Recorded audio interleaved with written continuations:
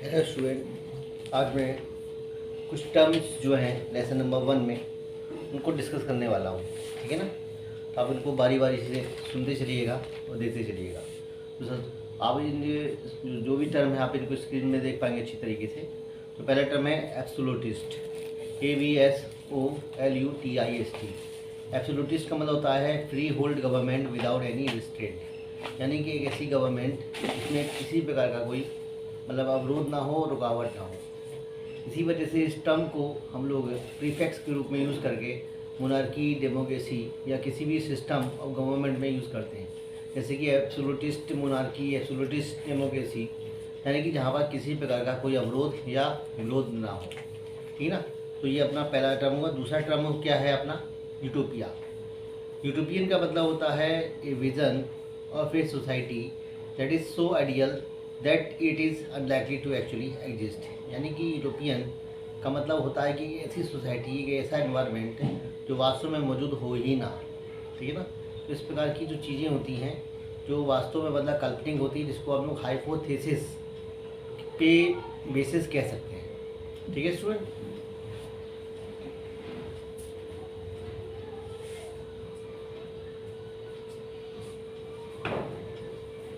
अब जो next term है वो है नेशन स्टेट।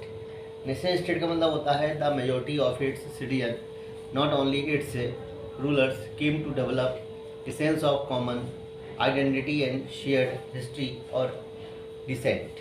मतलब नेशन स्टेट का मतलब होता है कि जहाँ पर मेजॉरिटी हो इसके सिटीजन्स की, न केवल इसमें रूलर्स हों बल्कि ये एक प्रकार की आपसी समझ के द्वारा तैयार किया गया एक क्षेत्र हो, जिसमें कि जो इतिहास हो, जो इनके पूर्वज हों, वो मतलब सब कुछ शेयर होते हों इन सभी लोगों के। ठीक है ना। अब इसके बाद होता है अपना नेक्स्ट टर्म प्लेबिसाइट।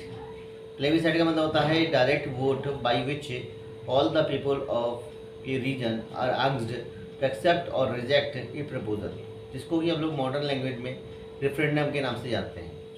क्योंकि इस टर्म को जो यूज़ किया था वो सॉरबोर्न यूनिवर्सिटीज़ में जो रेनन थे, अर्नेस्ट रेनन नाम के कोई एक फ्रेंच फिलोसफर थे, 1882 में जब वो लेक्चर दे रहे थे सॉरबोर्न यूनिवर्सिटीज़ में, तब उन्होंने इस वर्ड को जो इम्फेसाइज किया था कि जो नेशन स्टेट होता है वो कॉमन कल्चर, लैंग्वेज के बेसिस पे नहीं होता है या होना चाहिए, बल्कि प्लेबिसाइड यानी कि लोगों की अपनी खुद की इच्छाएं भी होती हैं जिनको कि इम्पोर्टेंस मिलनी चाहिए और उनसे पूछना चाहिए कि भाई आपकी क्या राय है। ठीक है ना।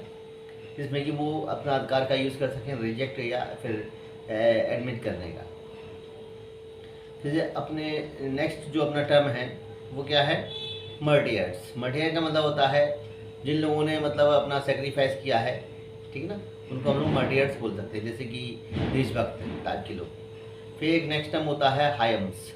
हायम्स का मतलब होता है, वैसे तो इसका एक्चुअल वर्ड मतलब मीनिंग होता है स्तोत्र, क्योंकि हम लोग संस्कृत लैंग्वेज में जब हम लोग ऋग्वेद वगैरह स्टडी करते हैं तो हम लोग इसको यूज़ कर सकते हैं। ठीक है ना।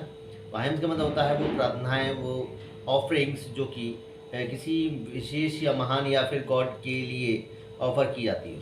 तो ये तो हो गया आपका इस प्रकार के टर्म्स। फिर अपने नेक्स्ट जो टर्म है जो कि इस प्रकार से हैं फेडरल सिस्टम। फेडरल सिस्टम का मतलब होता है land holders provide land to the tenants, यानी कि जो लैंड होल्डर्स यानी कि जो ज़मीन के मालिक होते हैं वो टेनेंट यानी कि जो किराए पे काम करने वाले जो मजदूर होते हैं उनको ज़मीनें अगर उपलब्ध करवाते हैं, तो इस प्रकार के सिस्टम को हम लोग बोल सकते हैं फेडरल सिस्टम। फिर अपना नेक्स्ट टर्म है सर्वडम। सर्वडम का मतलब होता है एडेप्ट बॉन्डेज लेबर, यानी कि एक प्रकार का बंधुआ मजदूर, जिसको कि हम लोग स्लेव लेबर बोल सकते हैं।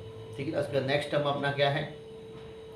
मेनोरियर ड्यूज। मेनोरियर ड्यूज का मतलब होता है which free fees which the peasants it's owe to their landlord, यानी कि जो एक ऐसी फीस, एक ऐसा पैसा जो कि जो पीजेंट होता है, ठीक है ना, वो अपने लैंडलॉर्ड से प्राप्त करता हो या उसको देनी होती है, that is called manorial dues. फिर गिल्ड्स। गिल्ड्स का मतलब होता है एन एसोसिएशन, ठीक है ना, of artisans and the merchant who oversee the practice of trade, यानी कि एक ऐसा ग्रुप लोगों का जिसमें कि कुछ कलाकार होते हैं, कुछ विशेष प्रकार की जो कलाएं होती हैं, टैलेंट होते हैं, उनको काम करने वाले लोग होते हैं, जैसे कि गोल्ड स्मिथ टाइप के लोग या फिर जो व्यापारी, ठीक है ना, जो कि अक्सर मतलब इस प्रकार की ट्रेड को ज़्यादा करते हुए देखी जाती है।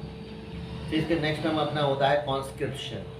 कॉन्स्क्रिप्शन का मतलब होता है कि compulsory enrolment of a person specially for military job, जो कि हमने टर्म नेपोलियन बोनापार्ट जब फ्रांस में इस प्रकार के काम कर रहा था, जिसमें कि उसने फ्रांस के लोगों के लिए कंपलसरी कर दिया था कि वो मिलिट्री को ज्वाइन करें। जैसे कि अभी हाल में अभी कुछ देशों में ऐसा सुना जाता है कि उन्होंने अपने नागरिकों के लिए कंपलसरी कर रखा है, जैसे कि इजराइल, कि वो मतलब सभी जो उनके सिटीजन हैं सभी को मतलब 2 साल के लिए में जो इजराइल की जो आर्मी होती है उसमें भर्ती होना ही पड़ेगा, ठीक है। फिर इसके बाद अपना जो नेक्स्ट टर्म है वो क्या होता है, डकीज़। डकीज़ या डकीज़ का मतलब होता है टेरिटरी ऑफ ए ड्यूक, यानी कि एक प्रकार का मतलब यूनिट गवर्नमेंट की, ठीक है ना।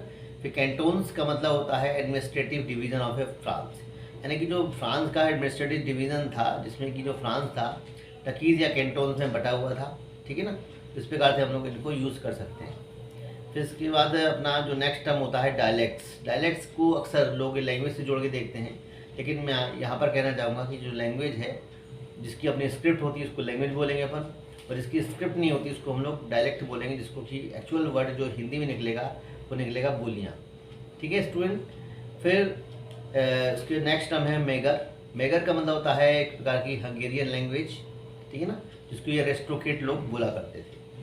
फिर इसके बाद अपना एक नेक्स्ट टर्म होता है अरिस्टोक्रेसी। अरिस्टोक्रेसी या एस्ट्रोकेट का मतलब होता है जेंटली क्लासेस। जेंटली क्लासेस यानी कि वो क्लासेस जो कि बहुत ज़्यादा मतलब धनी होती हैं और रिच होती हैं, ठीक है ना, और ये सारे जो प्रिविलेज होते हैं उनको इंजॉय करती हैं। एलिगियंस का मतलब होता है जिसका लॉयल्टी, यानी कि एक प्रकार की निष्ठा जो मतलब राजा के प्रति रखी जाती है, ठीक है ना स्टूडेंट।